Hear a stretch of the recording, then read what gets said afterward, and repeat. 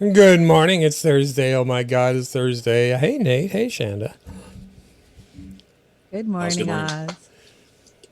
It's one of those days where I wish I were an Oscar Mayer wiener because nothing's working well. And I'm thinking maybe mustard might help. Ketchup. What do you guys think? Mustard. Mustard's the answer to everything.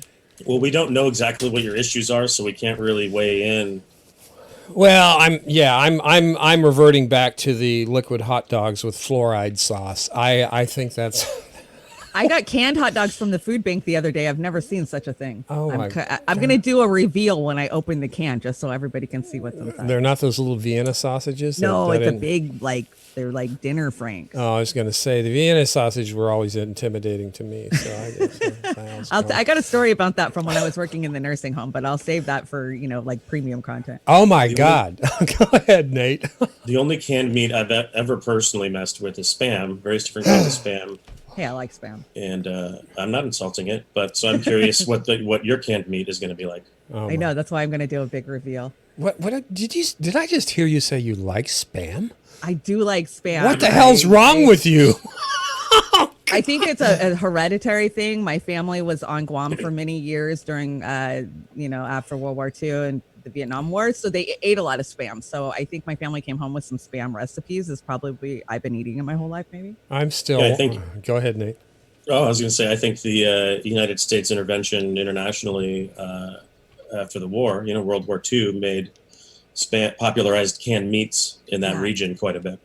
Yeah. I remember in the 80s, the food banks would give out canned pork and you would get canned meats. Hawaii also. Um, there's spam there. There's a thing called spam musubi, which is a Yeah. kind of a Japanese spam Hawaiian hybrid of Japanese food. So it's Hawaiian. Spam musubi is amazing, and the thing I miss the most about Hawaii, the one time I went to Hawaii.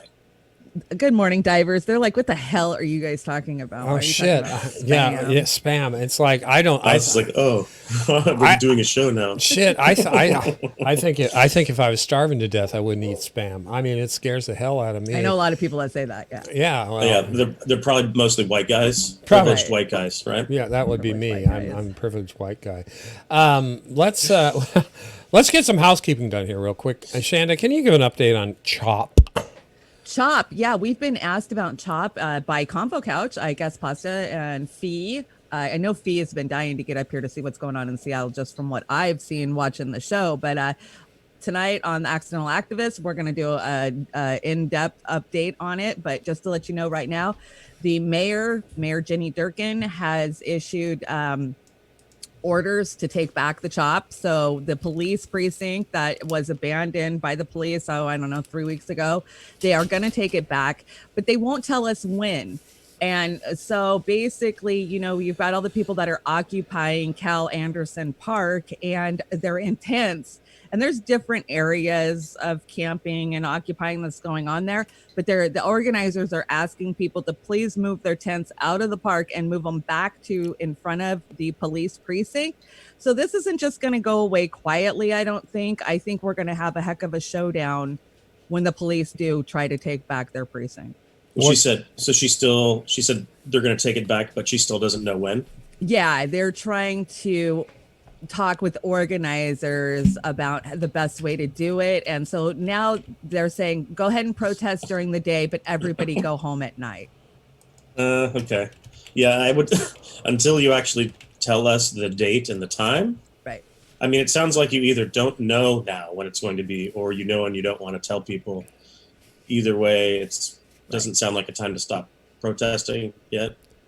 No, we're not going to back down. I can already tell you that the leaders aren't going to back down. What have they gained? What ground have they gained? They did pass an amendment in the city council in Seattle about chokeholds and tear gas, Mhm. but we knew that tear gas was already outlawed for Seattle police anyways, and they still continue to use it. So it'll be an interesting week coming up to see exactly what is going to happen at Chop. I can just say it's not going to go away quietly. Huh. Well, that's interesting. Yeah, Pasta gave us a call last night, and Fee, they were just itching to get up here, and I said, hey, you can come up to the Lou, the Land of Oz here, and stay over. It's about an hour 10 from Seattle. And I said, I thought they were pulling CHOP down, pulling the plywood off the windows and stuff, but I guess they're not to that point yet, right? Well, they're not to that point yet, but the police are citing all this violence that has happened in the CHOP for the reason to take it back. And for one, it's Capitol Hill, so there's always crime that's going to happen on Capitol Hill just by the nature of Capitol Hill. But we also know that there's groups, provocateurs that have been penetrating, infiltrating the CHOP or the Chaz, whatever you want to call it. And a lot of these problems, once you look at, you investigate these crimes, are coming from them. We've heard of, the Hells Angels are on their way over to the CHOP. They're going to take their country back. They're going to take Seattle back. And so, my question is how much of these crimes that the mayor and the chief of police are citing were incited by these people that are infiltrating? I mean, from what I know, all of them, certainly the major ones. And so there's an argument to be made for the police to be there within their own precinct. But if the police are harming more people, there's the reason they're there is because the police aren't doing their job. So right. It's not, I wouldn't be surprised if, the white supremacists are coming in because the police are gone, just to show that. Exactly. Bingo. This is what these people are like when we can't control them or whatever. There's death and stuff. Yeah, that's exactly it. Yeah. Okay. Well, can we jump over to New York real quick? Yeah. Let's jump over. Let's go to Seattle, New York. Now, Shanda, you offered this clip this morning, and this is from Fox. But the reason why we like it so much is why, Shanda? Oh my gosh, this I don't even know who this is. I just call her an ignorant white lady. Thinks that she is going to take this Black Lives Matter and put him on Front Street and make him look like a fool on Fox News. Well, quite the opposite happens. Black Lives Matter for Greater New York. Good to have you with us tonight, sir. Thank you for being here. Thank you for having me. So, obviously, people watch what you say in that video that you want to now shove legislation down people's throats now that you have everyone's attention. And you also have said that violence is sometimes necessary in these situations. What exactly is it that you hope to achieve through violence? Wow. It's interesting that you would pose that question like that, because this country is built upon violence. What was the American Revolution? Mm-hmm. What's our diplomacy across the globe? We go in and we blow up countries and we replace their leaders with leaders who we like. So for any American to accuse us of being violent, it's extremely hypocritical. Now, when we talk about violence, we talk about using self-defense. Why are you screaming and not allowing me to talk, ma'am? You asked me a question, allow me to answer. I'm in the process of answering, and I won't be that much longer. I'm listening. Okay? You asked what we hope to achieve. We're talking about self-defense. We're talking about 4 or 5 police officers choking someone to death and someone from the community having the training to intervene effectively. We're talking about saving lives. Nobody's talking about ambushing police officers. We're talking about protecting lives. And there's nothing more American than that. And when we talk about uplifting and upholding the Second Amendment, I think that you should be applauding me, seeing as though you guys are huge supporters of the Second Amendment.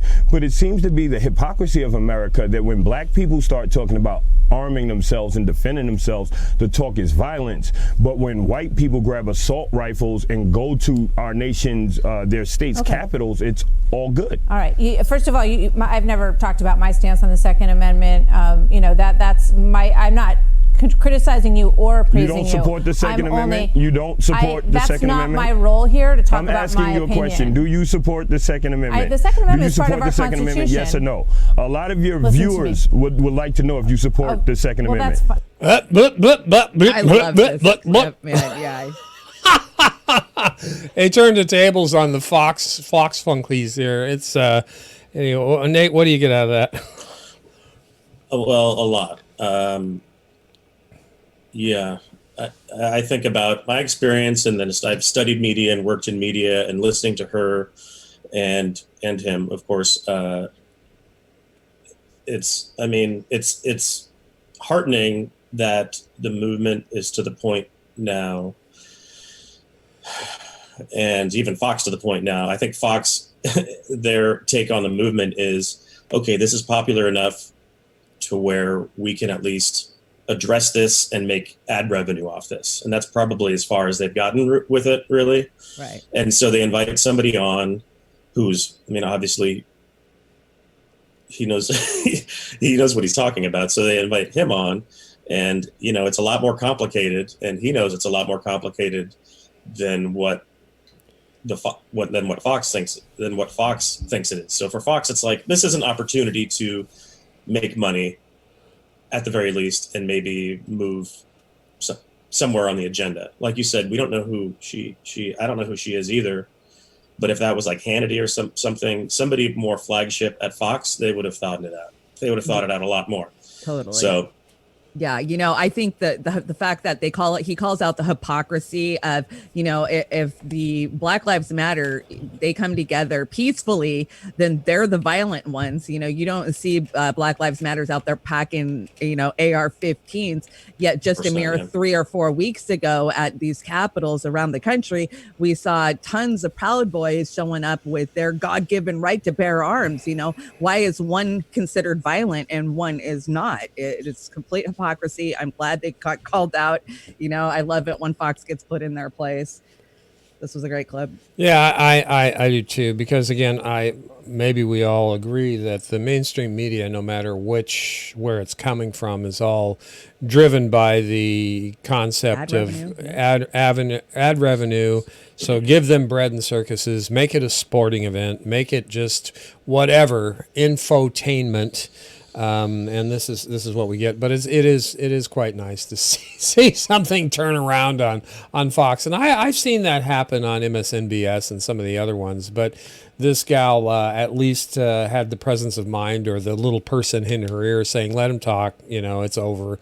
Just let's get through this." And I think that's what was said. Okay, this is not going the way we thought we were going to have it. So yeah, she's woke enough is what she probably thinks. I'm woke enough to at least, okay, I should let this guy talk more, but it's still way more complicated than that. And it's still a lot more complicated than that. Yeah. And she's just leave it there, I guess. Yeah, it is. I was meandering or having thoughts about Rachel Maddow and Chuck Todd and the rest of them over at MSNBS, and I was thinking back, you know, No mad cow. yeah, I mean, back in the day when Rachel Maddow was on Air America, I really, you know, I appreciated her ability to report news and happenstances, even though they were all dead set against George Bush at the time, but I miss that. Not anymore. Haven't you heard? I know, the rehabilitation, and this is where the next little snippet's taking us there. Oh, yeah. We're this is kind of like a 3-part presentation, not so well done, but it is what it is. So, The Hill, President Barack Obama on George Bush, my predecessor, who I disagreed with on a whole lot of issues, still had basic regard for rule of law. I don't know where the hell he gets that from. I just anyway. Let's hear this clip. Patriot Act. Yeah, Patriot. All the Act. money's gone from the. I want to say thank you to everybody who's joined us today. Because what that tells me is that you're all feeling a sense of urgency. The same kind of urgency that I'm feeling right now, that Michelle's feeling, that so many of us feel as we look at the news and we talk to our friends and neighbors and those who are hurting. And I am here to say that help is on the way if we do the work, because there's nobody that I trust more to be able to heal this country and get it back on track than my dear friend Joe Biden.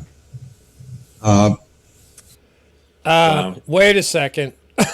Wait a minute. Who wants to go first? I guess I do then. Yeah, go for it. Yeah, Nate, go for it. Go for it, Nate. Talking. I mean, President Obama, I voted for him twice, but he looks so tired, and I'm sure, I can't imagine what he has been through, of course, but it's tough jet setting the world with George Clooney.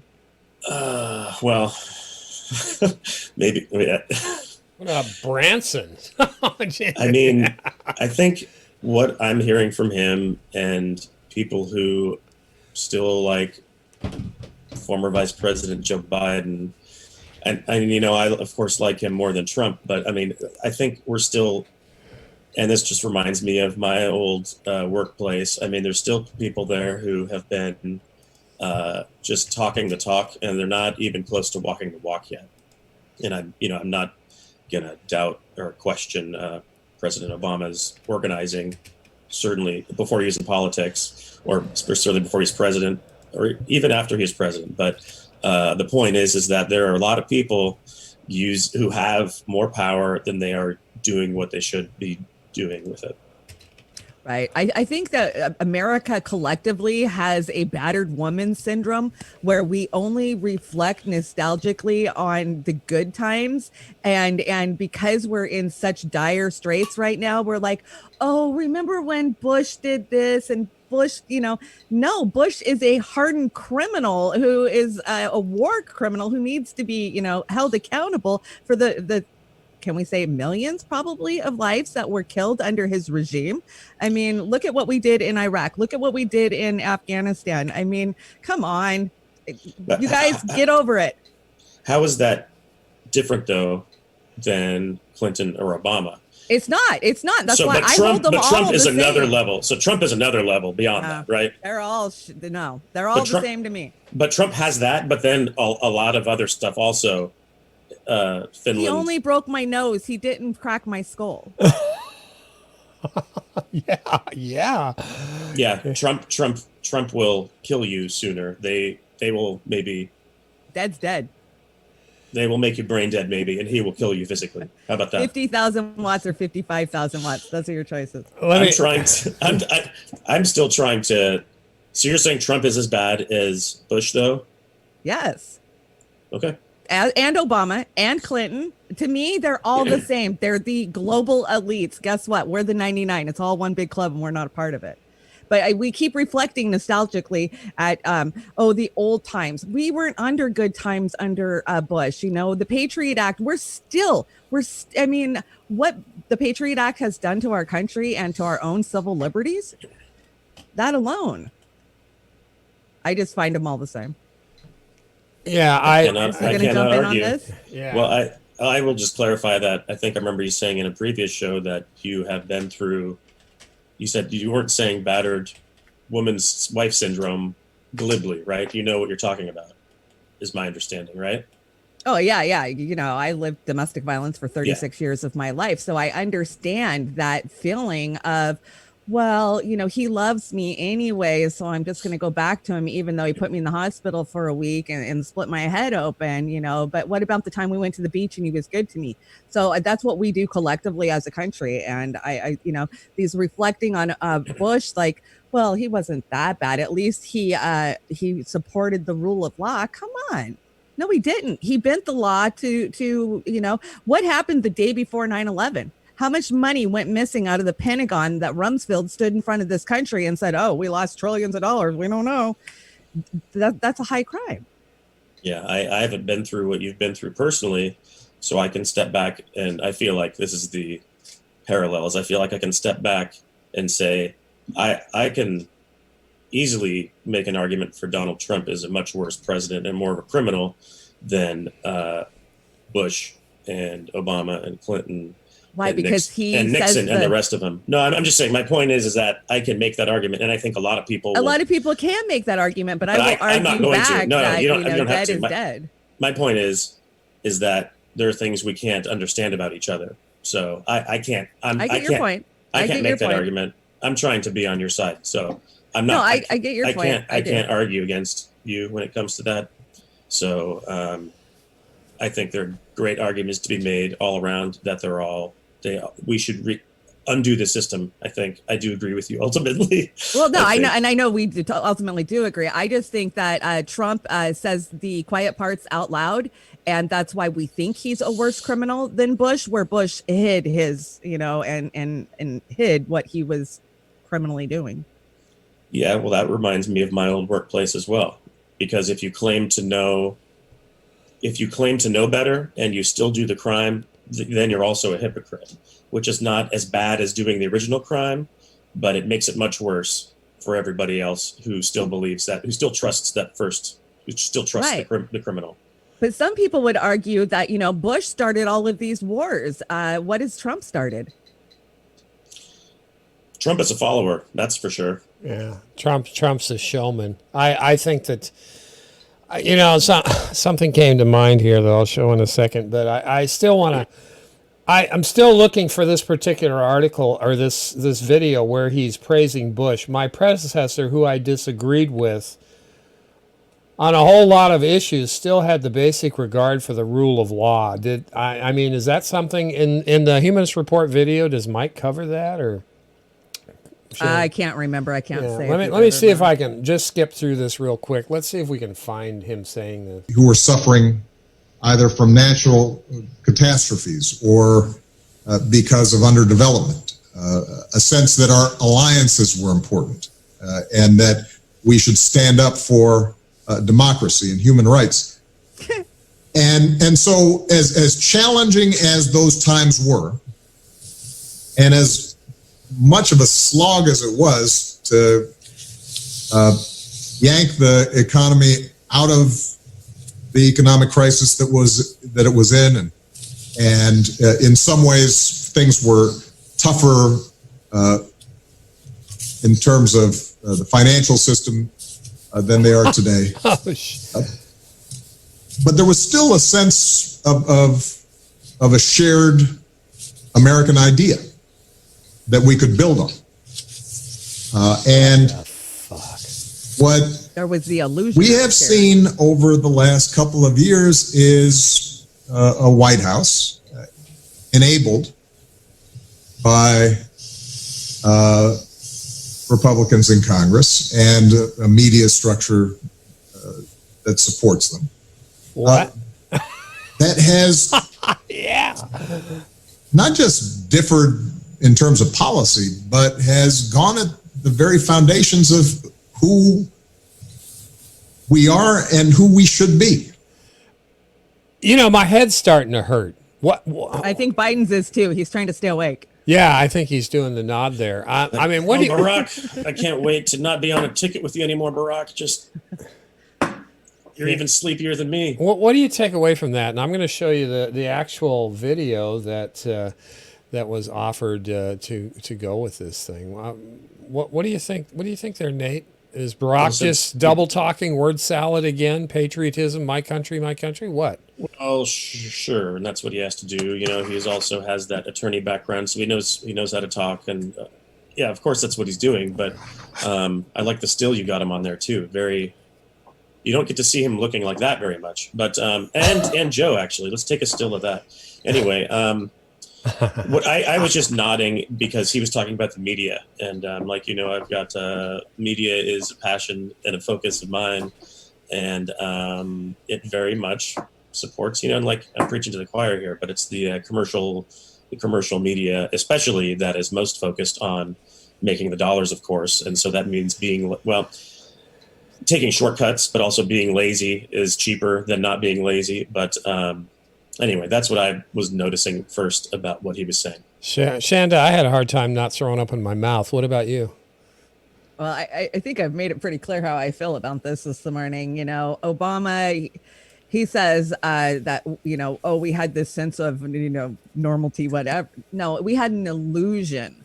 And more people are waking up. Let's look at what we didn't have under Obama. We didn't have social media like we have now, to where we could exchange ideas and knew what was actually going on. Now we're doing that, even though we're being shadow banned.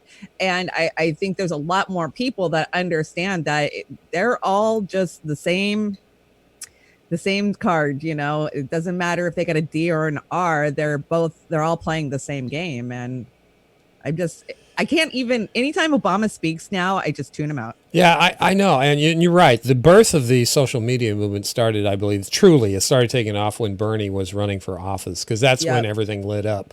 Do you mind? Go ahead.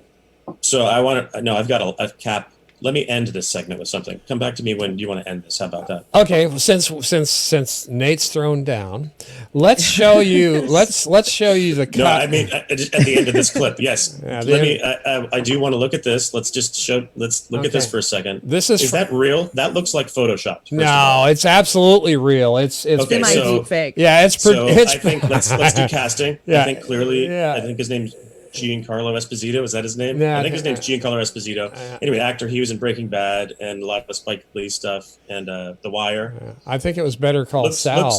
Looks like he. Of course, he was in Better Call Saul, but he looks like Obama. Okay, Esposito. I know who you're talking about. The dude that Yeah. blew Yeah, up yeah, on yeah, the- yeah. Who can play Joe? Who's going to play Joe? Look at Joe. Jesus Christ! I think it's going to be a hybrid Dick Cheney and hybrid. Dick Cheney's not an actor. Dick Cheney's not an actor. I'm talking about Yes, actors. he who's is. Yeah, no, I get what you're saying. It's a Professional. shitty act. Dick Cheney is a Professional. professional actor. Professional actor. I don't We know. don't have to do that. Listen, I'm just saying Giancarlo, Obama. That's just a nice still of these two guys. Yeah, that it looks- is. Yeah, let's run the clip. This is an actual. This is how it really was. The conversation from what Shanda says. Hey, Joe. I said hello. Yeah, it's a little hot out in the birthday. God damn it, candles that are was light, but I think fake. if I mow the I lawn thought that was the again, real one still. second, might be Texas. So, Joe, how you been? I like the sign language person. Just send in your vote. Anything new going on with the campaign? We're a nation in pain. All right. Anything else? Well, I was never a part, nor did I have any knowledge of any criminal investigation Joe. into fleeing Joe, while I was in office. Joe, you reading off a teleprompter? Huh? Vote for a real president. Vote for Trump. Can y'all turn off the teleprompter, please? Hey, you want to do some push-ups? I'm just wondering what's going on with the campaign, buddy. Hello? Well, if you got a radio, turn on the tape deck, and the 8-track will make the record player spin. Joe? Back in my day, if you wore pomade in your hair, you had to wear a bathing cap. You put them in the rain barrel. All right. Remember the rain barrel? Get them rusty. It got that on the member and then that pool. Yeah, Know what I mean? well, I'm proud of you, Joe. You're a good friend. Yeah, we're best of friends. Hey, remember when we directed that anti-fleeing operation? Joe, we're live here. And remember when I kept saying, let's use the Logan ad? Is everyone there that could tap Joe on the head? Hello? What was that thing you kept telling me we were doing? I could never say it right. You said we were committing treason. Hello? And we were involved in a seditious conspiracy or something, or whatever the hell you said. Hello? Can we cut this live feed? I'm so glad we paid that John Bolton guy to write that book about Trump. That $2 million really gave me the inspiration I needed to write this amazing fictional book. Best money I Fictional ever author. spent. Can we cut to commercial? Hello? Can we cut to commercial? Hello? Did they actually give I can't Biden believe money? everybody believed me Oh, when I God. said I knew nothing I about mean, everything Bolton. that was going on. They even I believed thought Bolton Hey, got Joe, the $2 million can you advance hear for me? his book. Can you hear me, buddy? Yeah, I Yeah, think I so. can hear you, buddy. Which I'm Shanda, best so did friends Oz with show you this partner in earlier? crime. No, I gave it to Oz. Shanda Okay, did so, it. Well, either way, I've learned my lesson about not showing up on time for production meetings. I literally thought that still was just a pause from that Obama from the thing we were looking at earlier. It worked to Oz at work. So I was like, oh, that's Giancarlo Esposito, and who can we do for Biden? Yeah. But that's not even real. Yeah. Well, I think yeah. You Anyway, never know what you're going to get on the dive. no, it's we try and bring in a little humor. Although that was I will join the production meetings earlier. yeah Just to save my own personal face. yeah and this we have to disclose this was a right wing promenade on this, right? Well, right, because the Democrats are going to make fun of themselves. But, I'm always out there looking for satire because I love satire. And I just think that if somebody would rise above the two-party paradigm and do something like this, but call both sides out and make fun of both sides, they would be enormous successful because right now that's what we want. There's so many that are awake to, the pandering and the bullshit of both sides of the corporate party. Comedian out there, you need to be making fun of both sides. Well, the tough part about that is the system, which is the two-party system, but this single system is invested in those voices not coming out because they like the two-party system. So of course you're not going to see those as much either on the largest stages. Right. Yeah, Right. and I'm assuming that's how you wanted to close this out. Sorry again. No. The closeout was me trying to cast that clip. Oh, No, and I'm okay. still thinking of who would play Biden. So Yeah, you guys shit. put down your best guesses for who you think would play Biden in a true life Hollywood movie. Yeah, I think it's got to be one of the Hallmark old dads from Hallmark. That's who's gonna play Biden. Anyway, let's close this out with Jason Call for Congress. He's running against one of the worst, most corrupt Democrat neoliberals in Washington State, Rick Larson, the second congressional district. He's a con man beyond con man, and he's not that smart. So Jason Call is calling it like it is. On this clip, the original clip, not the made-up one, George W. Bush and Dick Cheney were war criminals and belong in prison for crimes against humanity. Yes, they actually did the crime. So, and they're not doing the time. They're being rehabilitated by the by the centrist establishment. What the flying fuck is Obama talking about here? And this is how I want to hear my new representative speak. You say it like it is. I literally sold everything and left the country after W was reelected. This kind of talk is an erasure of fact. So disgusting. And that's you know. That's what I was talking about earlier. And well, that's what we were all talking about earlier. It's just a whitewashing of, this is the two-party system is fine with, and I was trying to read that thing again, but I mean, the two-party system is fine with the illusion that the Democrats these days are mostly for, justice, and Democrats are for people's individual rights. Let's just have that battle in perpetuity, as long as we can milk that. But when in fact that the people, whether they're Democrat or Republican or none of the above, the people are mostly understanding that there are two parties and the system is not good for even people in those parties. So, amen. Yep. Yeah, bravo, Jason Call. If you want to hear Jason Call's story about how he did pack up and leave the country when W was elected, you can go to The Accidental Activist and check out my in-depth interview with Jason Call. Yeah, and that was he was teaching. Where did he ended up going to teach somewhere, didn't he? Yeah, where did he go? Us people don't want to look at me. I think we're liking. Well, we like looking at you, Nate. Yeah. I'm trying to cue this. Better thing you than up. me. Well, I don't know about that. I mean, do the people who are talking. Do the people who are talking. I'm trying to find the right screen here. Let me throw you up there. Go ahead. What do we have got coming up next? What are you trying to find for us? We got Graham Elwood coming up next. Graham. Yeah, you know about this.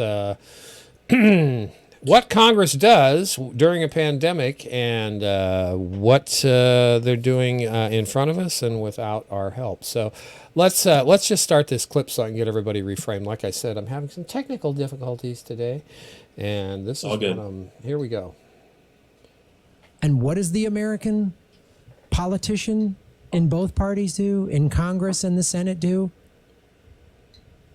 U.S. Senate quietly approves $38 billion for Israel amid historic economic downturn. Wow. S3176 was passed without being named, debated, or even discussed, even though it would set into law the largest aid package in U.S. history. What? So, really? I mean, on the one hand, it's shocking, but on the other hand, is it? We're in the middle of a global pandemic. We're still bombing 7 countries. We're sanctioning. We couldn't even lift the sanctions over Iran and Venezuela. Iran, and we helped contribute to them having COVID deaths. And this country is so stupid now. We have 120-some thousand COVID deaths. Globally, 424,000 deaths worldwide. So we have 25% roughly of all COVID deaths around the planet. Okay. Yeah, this caught me off guard yesterday too. This was from May actually. Nate, what's your feeling on this, and then I'll go into a little more depth here. Well, yeah, I was going to ask first when that clip was published, and so that was published in May. So that was passed in May, presumably sometime. Yeah, around the middle of May. It was brought up by our friend, what's his name? May 22nd. Yeah, I'm surprised I haven't heard about it. Well, they if kept it's that it old. If it's that old, even. Yeah, Is that? yeah, they kept it pretty hush hush. It was. Well, when is this clip from though? This clip is from May. No, that the you just clip is from last night. Okay, that's what I'm wondering. That's what I'm wondering. Yeah, no. That is anybody who I would say anybody who voted yes on that bill should no longer be a congressperson. Well, yeah, it was. God, who the hell? Let me get the sponsorship up here if I can find it. It was ratified. It was in May. I think it was. Let me further clarify. Anybody who votes yes on any bill that has no discussion or debate, or is even name, it doesn't really matter. Any bill who doesn't have any discussion or debate, unless there's some real obvious reason. And to me, Israel is kind of a hot button issue these days, especially with everything he said already about it. Anything for any sort of controversial bill that gets passed like this with no discussion, those Congress people shouldn't be in office anymore. Sorry to interrupt, Oz. No, that's all right. You can interrupt. I just try and get these things worked around. Melissa H is saying that Graham said that this has not been passed yet.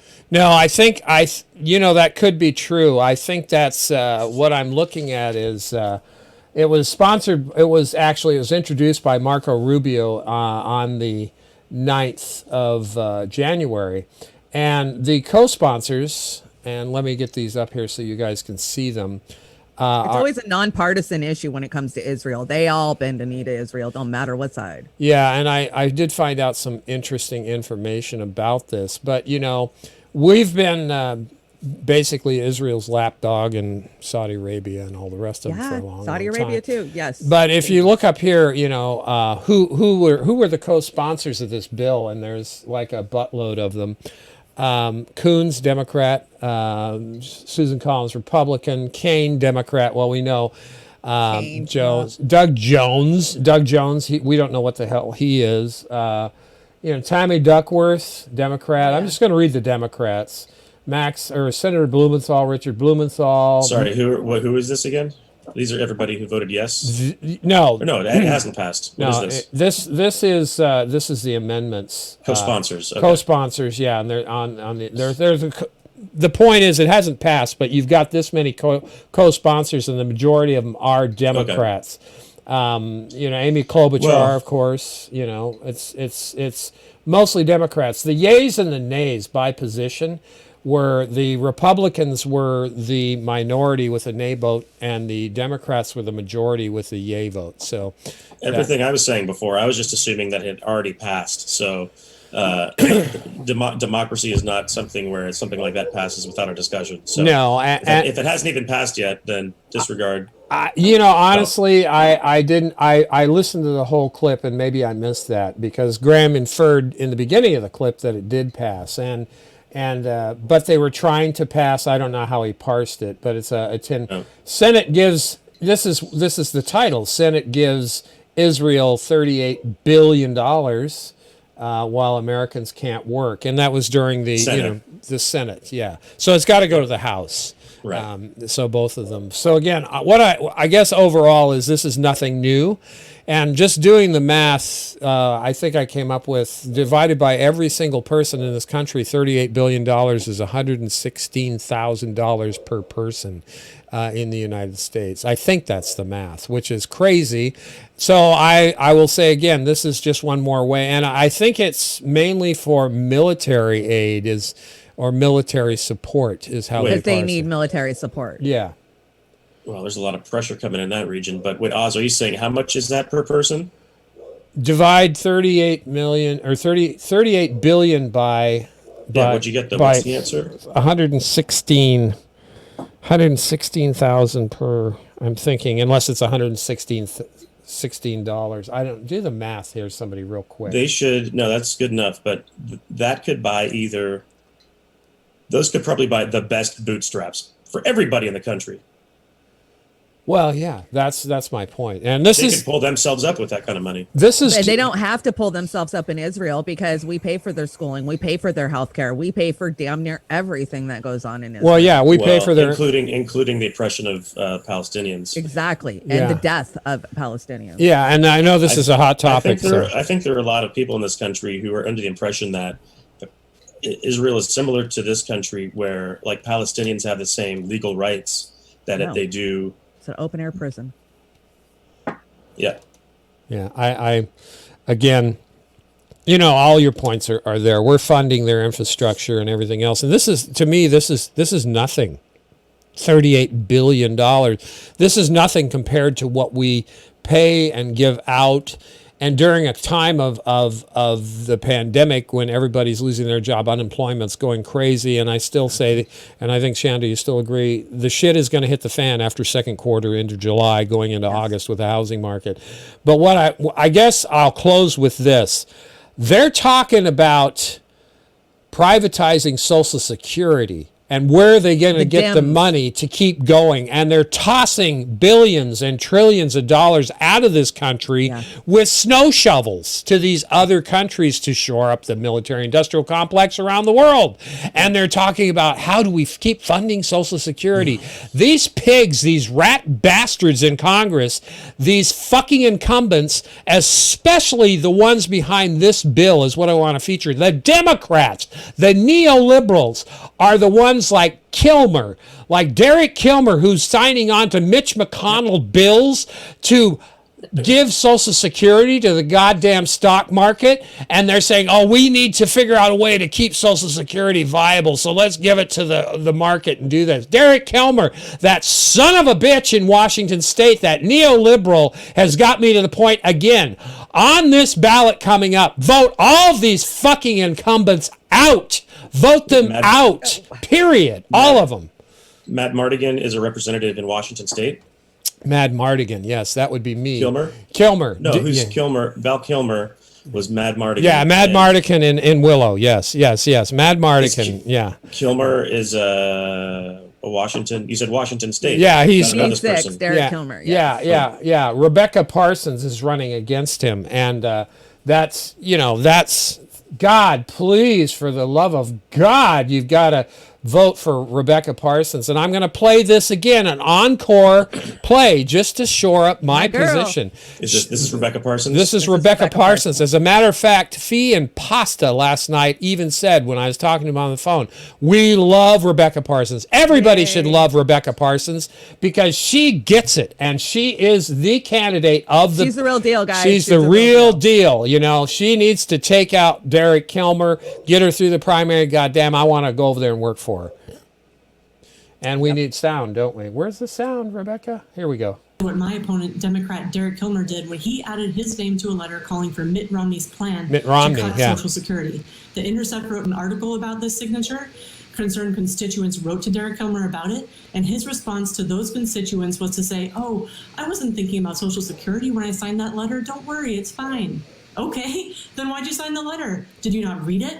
Did you not understand it? Or are you trying to have your cake and eat it too? Publicly praise Social Security while privately trying to cut it.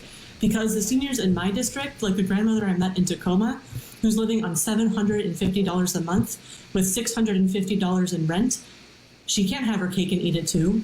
When she has to pay her electric bill, she doesn't get to flip-flop. She either has the money or she doesn't. She doesn't get to be a Social Security flip-flopper like Derek Kilmer. 24% of my district is on Social Security.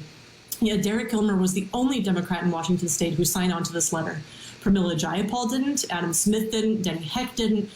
Only Derek Kilmer out of the Democrats signed on to this letter. Why on earth would he sign on to a letter calling for cuts to Social Security in the middle of a pandemic?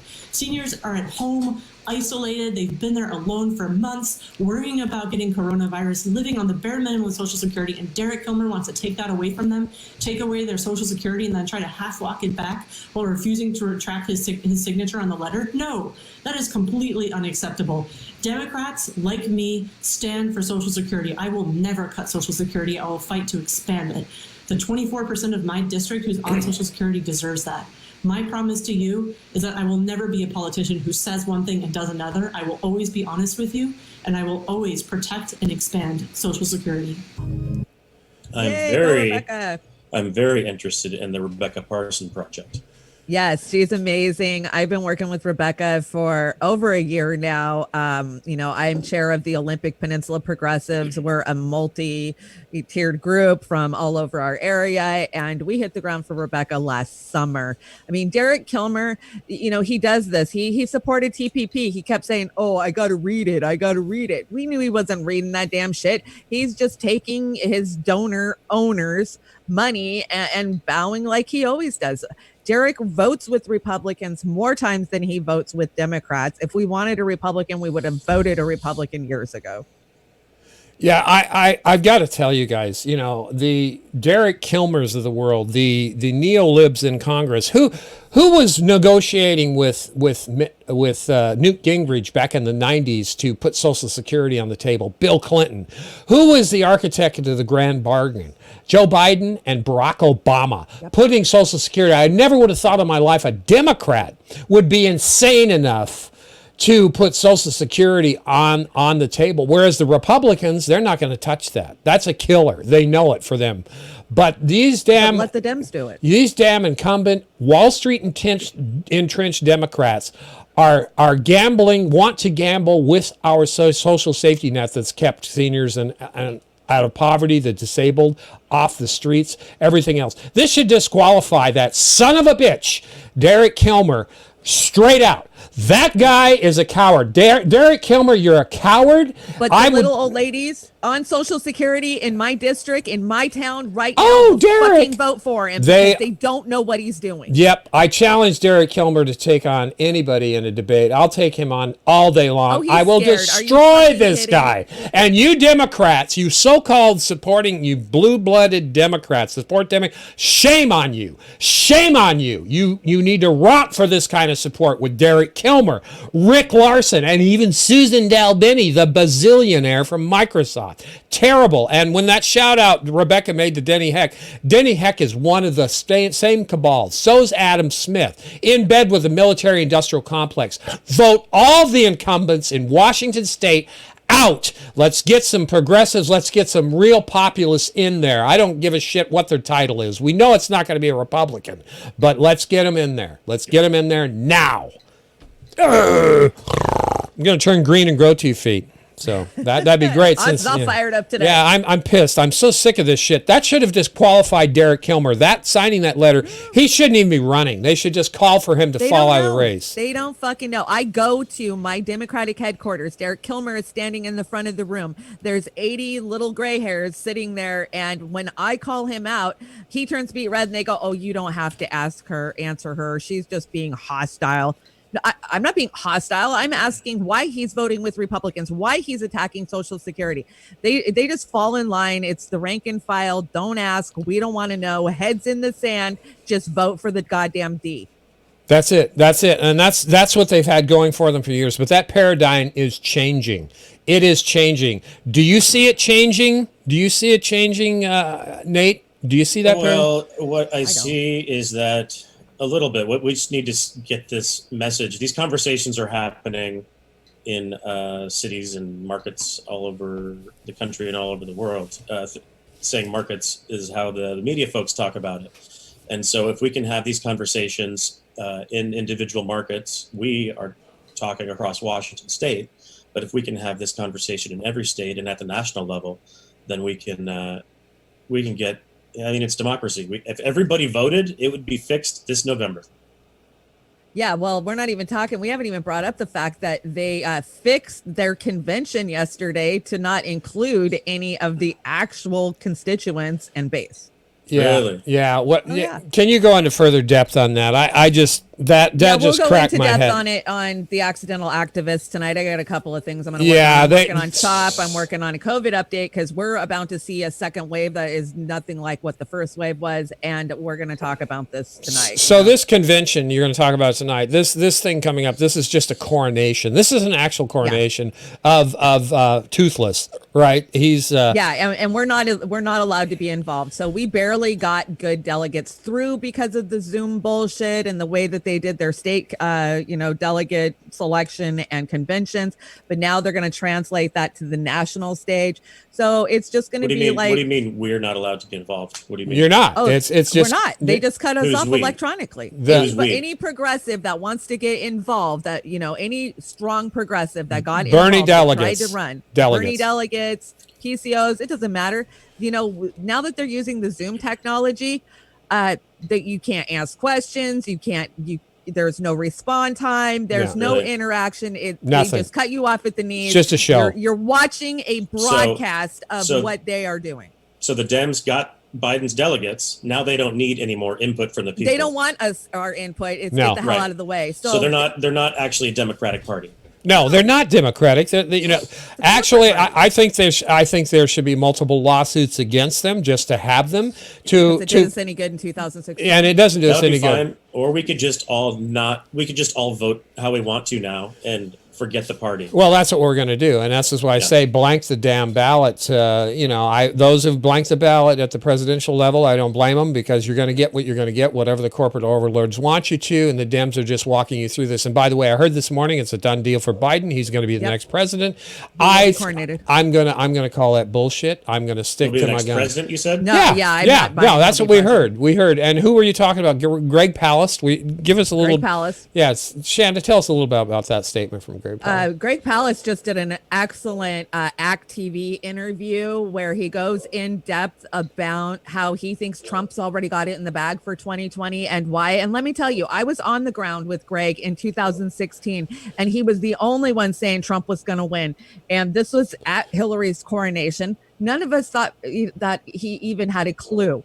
Well, no, when you break down the election fraud and what is actually happening to our election system, the Republicans know how to cheat the whole country, where the Democrats just know how to cheat their base. Yeah, I believe that 100%. So, Nate, what's your feeling? You going to call it for Joe Biden? Is that who you're? Well, no, hold on. I've got a lot of things. Okay, good. Go for it. I mean, and now that Trump, and Trump obviously is a genius of manipulating people's emotions on a base level. And so now that skill set is under the R banner, that's not as good for anybody else either. Yeah, the illusion of choice. Yeah, the illusion of choice. And people are going to say, well, my vote doesn't count, so I'm not going to do anything. Well, I feel you, because I went through this whole process, becoming a delegate and everything else. So yesterday they come out and said, screw you, we're just going to coronate Biden, and that's it. So, this is where I don't like the idea of electronic meetings, because they don't follow the rules of electronic meetings. Exactly. They throw Robert's Rules of Order into the toilet. Yeah. So, as we've seen, I don't remember what Robert's rules are, but as we've seen with some of Bernie's national level organizing, you can use those tools. These are just tools that we have to use because we're in a pandemic, right? Right. So they are tools to be used in ways that the organizer can use them. I've seen Bernie's people using it pretty well to solicit questions, but it seems like what you're describing now is that the Democrats are using it to, in fact, as a barrier to filter themselves. Absolutely. That's exactly what it is, Nate. They're going to broadcast their coronation to us, and there will be no interaction with the actual base of the party. They will give us some token. Oh, look, here is the Bernie delegates from Washington State. Here's the Bernie delegates from Connecticut. They'll do a pan over shot, and that is probably the most input that we will have for this convention. Yeah, they'll probably use Obama shots from 2008 and call them the Bernie supporters. Right, because they won't be unruly. Yeah, they won't be unruly. I have to say that we are working on a counter piece during the election, counter strategy during the convention that will be online, and we've got all of our showrunners that are interested in doing this. So there's going to be companion pieces that absolutely rip apart this bullshit show of a convention, which I hope everybody watches to see how corrupt and how crooked the goddamn Democratic Party leadership is. We're working on that now. I think we've got enough time to put it together. What are your thoughts on that, Shanda? Are we going to be able to do that?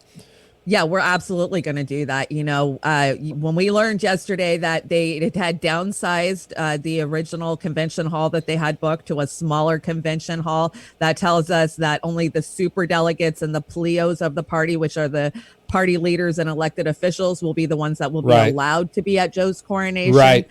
Not the everyday people.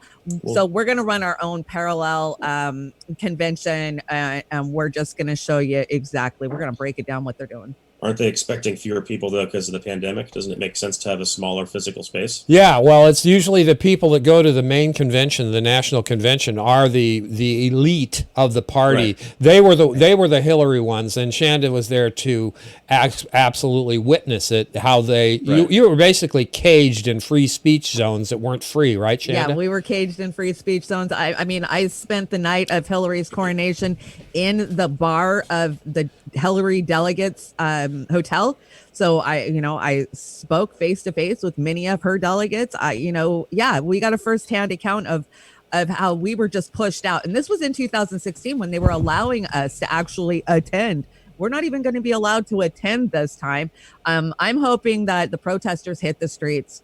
As soon as we get the true information of what's going to happen in Milwaukee, we're planning. We're going to be there. We're going to be on the ground surrounding that convention hall and letting the American people see that, no, these are not the voices of America in that building. The voices of America are out here on the street. Have a stat. I think it shows just how they don't get it, because if their strategy is to, because I'm not surprised at all that they would, also considering the pandemic, but considering that Biden now has the delegates he needs, it's not at all surprising that this would be a coronation, as you call it, right? It's not. No, it's not. We expected it, as a matter of fact. Right. We knew it would be a coronation. And so earlier when you were playing a clip, I was zoning out thinking about how I regret throwing my hat in for Joe Biden. But when you said that Joe Biden, if there's talks now where Biden's people is talking to Trump's people, and Trump doesn't want to be president still, and he can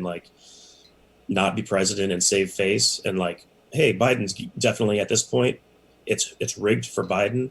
I'm not going to vote for Biden. So Trump's ego would never let that happen. Go ahead. Maybe not. But I mean, if Trump somehow seems, you're right, he's probably too narcissistic to even see that he might lose. But if he somehow sees the light and if he thinks maybe Biden is going to win anyway, he might try. I wouldn't put it past anybody to arrange it behind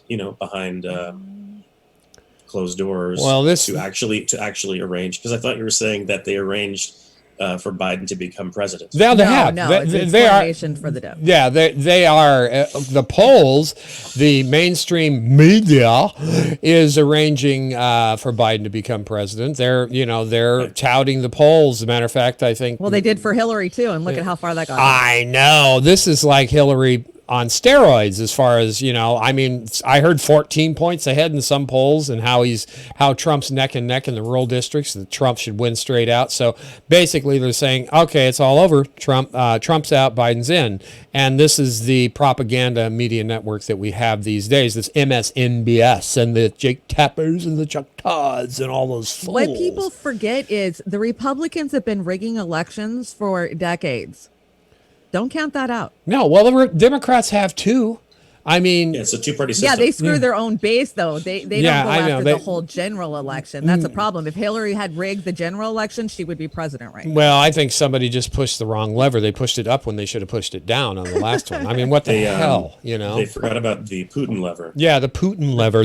Russia did it. Me fucking started on Russia. Oh, Jesus. I'm still seeing shades of Russia. That idiot David Korn, that mouthpiece for the neoliberals, is still...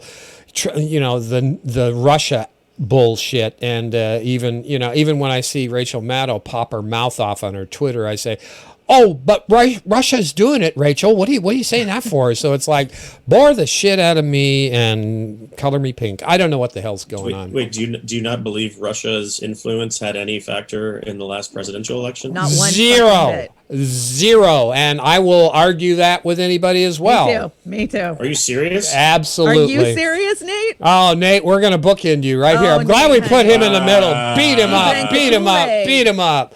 Nate, I'm not drinking any Kool-Aid. Oh my God in heaven! We need to have this discussion though. Yeah. Okay. You're on. You're on. When you want to bring Nate onto the accidental activists, and you can bring Talk somebody Russiagate. on. Yeah, about Russiagate. Well, I'll be here tomorrow if you'll have me, but we can. Oh, Yeah, tomorrow, tonight's Thursday. we need to. We Let's need talk to. later. We need to definitely talk. Wait. Yeah. But let me just ask you this. Okay. Waiting. You know, Putin wants America to look like shit, right? Well, most of the country wants to, or most of the world wants us to look like shit. But so, are you But saying Putin- that a Putin few really ads does. on Facebook changed our whole election? Because that is the only proof that there is that Russia interfered with our election. There is All no I said- other tangible proof in the Okay. whole fucking world. And if they had it, it would have came out during the Steele dossier. I love it. You said was zero. garbage. I said my question was, do you think Russia has zero impact on the election? Wait You a said second. Zero. Wait a second. Zero on the So outcome of the election. Now we're going to parse words here. Go ahead. Okay, so Facebook ads. Facebook ads. Bernie in a $100,000. Speedo, that made me vote for, $100,000 worth of Trump. Facebook ads. Okay. And you think that had no effect? Bernie in a Speedo. Did you see those ads? As a Bernie I didn't leader, see them because they didn't target them to me. Okay, They weren't they so weren't I will looking for tell me. you, I was admin for some of the biggest Bernie groups in 2016, and I, as an admin, never saw those ads come through any of our groups. I Never did. once. I did. I did. I saw. Okay, so I what are saw you a talking couple. about? So I'm. That has nothing to do with what we're talking about. That's the only tangible proof there is that Russia interfered. So how is that not part of what we're talking about? You just said you didn't see it. No, but the actual proof that they did it, that they bought airtime and that they Right. ran those, is the only tangible proof that Russia interfered with the Okay. election. I've spent many, many years trafficking advertisements for a really popular radio station. And one thing you can do Popular when radio buying- station that is owned by what corporation? Independent. Okay. Yeah, it's not the point. I'm talking about trafficking. I have experienced trafficking ads, and so you hear a lot of conversation about micro targeting of ads. Right. Yeah, I heard that. And of course, we've heard a lot about the Steele dossier and data and just all these other things. Data is so important, is because if it gets into the wrong hands, What playing data? crickets. Is somebody playing crickets? No, I'm not. Honest to I God, swear to God, I hear I'm not. crickets in I'm my not head. doing crickets. No, we don't have any sound I effects would. on this That's show, a good but that's idea. awesome. Get some damn crickets here. Throw them my at Nate. God. Crickets. I might be going crazy. Anyway, so with micro targeting of ads, if you know enough about somebody, you can, including knowing whether or not they would even be open to a candidate. The reason we didn't see any of those ads is because they know there's no chance we're going to vote for Trump. I So thought they that's were it. targeting the Bernie people, though, so that makes no sense. No, they target people. They're targeting people who don't know, who are question marks. We have to do a show on this. We can't. We're already over 5. Yeah, we're already over our hour. Nate, but I Nate, you're disagree. on. Get your stuff. Bring your partner, because I can't have Shanda and I both going after you on this. You're going to have somebody My to help partner? you. Yeah, you need Well, we're gonna somebody. have Unless to, you yeah. want to stand alone, I don't think it's fair. I though. don't need anything against you. You don't even know. Let's talk later. I don't need anybody else. Okay, you're on, I buddy. look forward to it, though. I look Yeah, forward to it's it, going to be fun. It's going to be fun because Somebody will learn something at the very least. I hope I do. I'm always wanting to learn something, but I'm I'm really looking forward to this one. Yeah, me too. Yeah. Okay. Anyway, it's been a great show today. Fun and show. It's been passionate for sure. And Oz lost his shit because he's sick and tired of these neoliberal fuckers that are selling us down the road. And my blue-haired sisters and brothers, I'm 60, they're 70 and 80, so I haven't lost my marbles yet. Damn So, boomers. yeah, and that's what's the book again there, Nate? My friend Lisa Panapento's book, Where I Come From, The Fish Have Souls. She's a poet in the Northeast. Anyway, today's her birthday. Happy So birthday, Lisa. happy birthday, Lisa. She is an independent author, doesn't work for any corporations. Good person. Thank God. Excellent poet. Thank God. And, Thank and God. yeah. Sorry to interrupt with my plug. No. Plug away. We're a freestyle show here. We really want to, keep doing our thing there. Yeah, Lisa. How do you pronounce the last name again? Penapinto? Penapinto. Lisa Penapinto. What area of origin is that name from? I mean, it sounds Italian to me, but yeah, it does to me too. she's a white person, if that's what you're looking for, Oz. No, I was just looking Italian, Oz doesn't see French, color. green, yeah, something like that. But you know, I don't know her deal. She's done a lot of work with a lot of amazing and disadvantaged people as well. But never mind that. Just support her. She's a good artist, good person, and an excellent poet. Lisa Penapinto. Happy birthday, Lisa. Happy birthday, Lisa. Yay, we had a birthday shout out. Is that our first birthday shout out? No, I think that is. Happy birthday. Yeah, other than those on the show, I think we shouted out Rhonda for her birthday one time. So anyway, it's been a great show. What do we got coming up tonight there, Shanda? Well, we're going to do some accidental activists, and I don't have a guest scheduled tonight because there's just so many stories that I need to follow up on and revisit, you know, just to keep you guys updated on how things are changing on the ground. And I'm thinking about adding a segment of, you know, we'll call it the difference between a leak and a hack. The difference between a leak and a hack. So am I going to be your tennis ball on that one? You're going to be batting me against the wall and back at you, or am I? If you want to be, or you can just be the engineer. Whatever you want. I don't care. I can talk as God, or I can talk as Oz, or whatever. Right, I can do both too. So no matter. Whatever you want to do. No, However that'd be you wanna great. do it. Accidental accident. What do we got? Else we got going on? We got we got Progressive Washington Friday, tomorrow afternoon. Is at 2 No o'clock. Joke back on Saturday? I'm hoping. I Me expect too. to hear from Marcus tomorrow. He's during the time change, so he gets a little bit of extra time getting his show set up because he does them so well.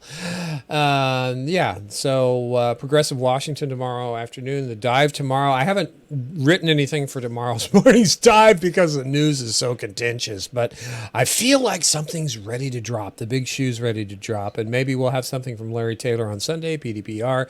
I know Joy is looking to get her platform out today at some point. Oh, yes. Please check out Joy's interview yesterday. It is amazing. A man who's been wrongfully convicted and imprisoned for 33 and a half years. Great in-depth dive. And Melissa, my show is at 8 p.m. Pacific Standard Times on Thursday nights. Thursday nights, yeah. It was Timogen Kinsu. He was wrongly convicted back in 1980 shit, and he's been in jail for 33 and a half years. And several people in law enforcement and the court system has said that he's innocent of this crime, but he's still in there. And Gretchen Whitmer is, and he was very thoughtful about Gretchen Whitmer. At least they're talking to him, where the past administrations wouldn't have. So this is an injustice that we want to see made just to the point it can be. But I don't think 33.5 years getting out is anything but it's just some freedom to end. He's 57 years old, so we'd like to see him at least spend his latter years in life free as a free man. So anyway, again, thank you both. It's been great. Looking forward to I thought of my partner. Edward Snowden would really understand what I'm saying. Oh my God. As far as the Russia stuff. He'll be on my side. Edward Snowden? No, I don't think so. No, I think Ed's on ours. Ed's on ours. So's Assange. I'm pretty sure Ed's on our side. We got Assange. We got Snowden. We've got Chelsea Manning. Yeah, you want to go there? I personally know whistleblowers. Like I'm friends with them. So it's got to be a whistleblower. I'm in the process of whistleblowing. Good. We know another whistleblower. I've got a real good idea about what's going on. Okay, I'll get the stats out, ready to go on the desk, and we'll go through it. And we're looking forward to it. Thanks again, Nate. Thank you, Shanda and Rhonda. You bugged out on us again today, Rhonda. We're going to send out Rhonda. We're going to send out the Suicide Squad to get you here, Rhonda. So you better be watching out. We're going to go out with Heathens, 21 Pilots, covered by Bailey Pelkman, and this was offered up by Shanda. I listened to it last night. I hope we don't get banged for it in the wrong way, but no, it was really, really a great. Sometime we should do a show about music and publishing. I can help you guys with that too. Yeah, and how Oz needs to follow rules and stuff, but he doesn't. But he wants to. He really does in his heart of hearts. Anyway, Heathens, 21 Pilots. We're going out. Tell me if you can hear this when I start it up. I hope, and it doesn't frame. Got it.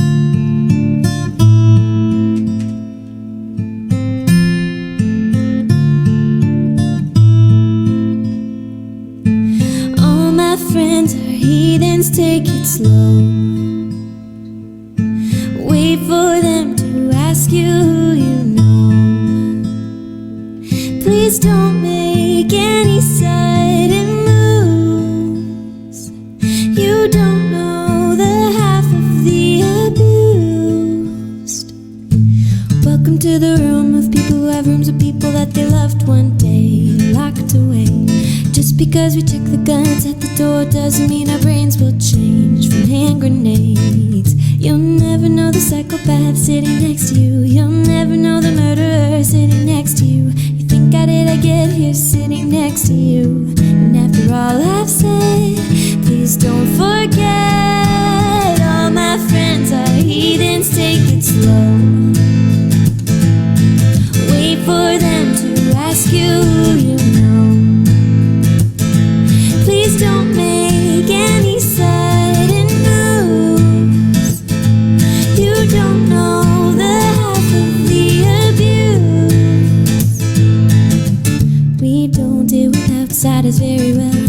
They say newcomers have a certain smell. You have trust issues, not to mention they say they can smell your intentions. You'll never know the freak show sitting next to you. You'll have some weird people sitting next to you. You think how did I get here sitting next to you? And after all I've said, please don't forget, all my friends are heathens, take it slow. Wait for them to ask you who you know. Please don't make any sudden moves. You don't know the half of the abuse. All my friends are heathens, take it slow. Wait for them to ask you who you know. Please don't make any sudden moves. You don't know the half of the abuse. Why'd you come? You knew you should have stayed. I tried to warn you just to stay.